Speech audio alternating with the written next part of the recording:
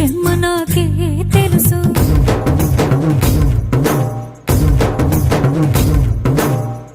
కోరమీసం రుబ్బుతున్న రోషమే నీకు తెలుసు. మీసమెనక ముసురుకున్న ముసినవ్వు నాకు తెలుసు. అడవిలు పులిలా సరసర సరసర చివరే గడమే నీకు తెలుసు. అలసిన రాత్రి ఒడిలో చేరి కలవాచడమే శ్రీమల్లికి తెలుసు. సోసేకి అక్కిరవ్వ మాదిరి ఉంటా